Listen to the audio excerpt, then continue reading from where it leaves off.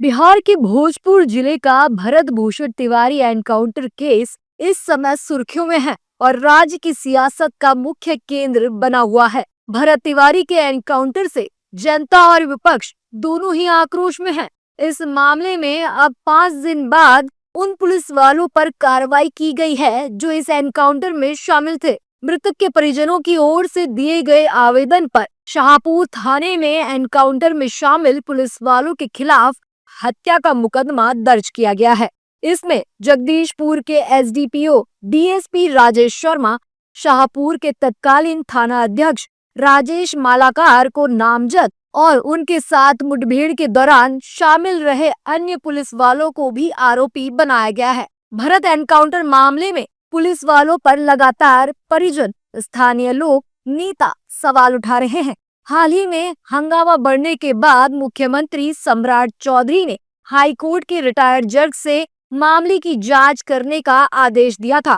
वहीं इस मामले पर एनडीए नेताओं ने भी न्याय मिलने की बात कही है।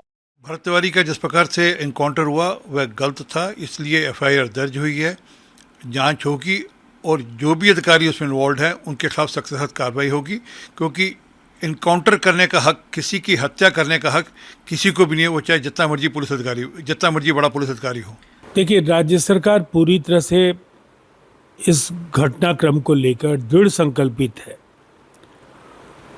पुलिस कर्मियों को लेकर, उनकी भूमिका को लेकर के जो सवाल खड़े हुए हैं, उसके बाद राज्य सरकार ने इसे न्यायिक जांच समिति के हवाले किया है। अब जांच समिति के निष्कर्ष और फिर प्राथमिकी दर्ज करने का जो फैसला है, उससे स्पष्ट है कि इस मामले में किसी को बख्शा नहीं जाएगा। जिन्होंने ये गलतियां की हैं उनके खिलाफ कार्रवाई होगी। हालांकि बिहार की सम्राट सरकार पूरी तरह से अब विपक्ष के रडार पर है। तेजस्वी यादव से लेकर विपक्ष के सभी नेताओं ने सम्राट सरकार को घेरा है। यहाँ तक कि विपक्ष ने सम्राट को सिलेक्टेड सीएम तक कह दिया। विपक्ष के नेताओं ने भी भरत तिवारी को इंसाफ मिलने की बात कही है।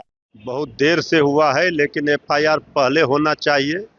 जिन लोगों ने भी भरत तिवारी की हत्या की है, फर्जी एनकाउंटर किया है, उनके ऊपर कठोर कार्रवाई सुनिश्चित हो और भरत तिवारी के परिवार को न्याय सरकार दे।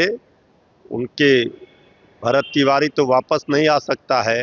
So the Bharat Tiwari issue of Bihar, that is something again, how law and order is not a priority, but the interest of the government, how to protect those who raise their voice against the government, or those who speaks for the people, those who take interest in the addressing the issues of the people, those who go and try to wipe the tears of the people, but those who have the courage to point fingers at the government.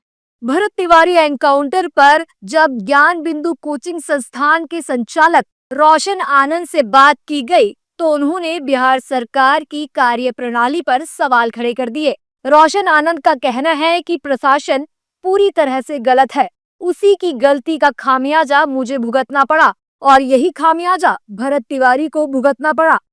जब भरत तिवारी ने surrender कर दिया तो फिर उनका encounter क्यों किया गया?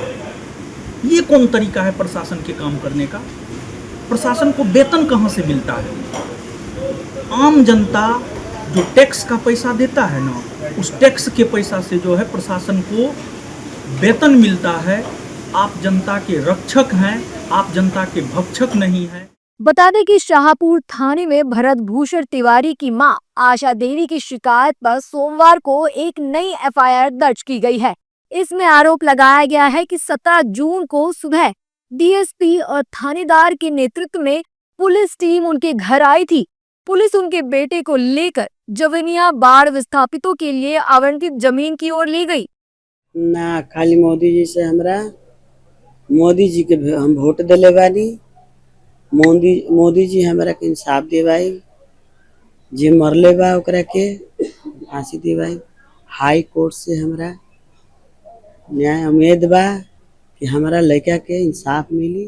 भरत लगातार स्थानीय लोगों की समस्याओं को फेसबुक लाइव के जरिए उठा रहा था। 17 जून की रात को ही शाहपुर के तत्कालीन थानेदार राजेश मालाकार समेत 5 पुलिस कर्मियों को सस्पेंड कर दिया गया था, जबकि जगदीशपुर अनुमंडल पुलिस पदाधिकारी राजेश वर्मा को भी आज तत्काल प्रभाव से हटाकर अगले आदेश तक पुलिस मुख्यालय से संबद्ध कर दिया गया है।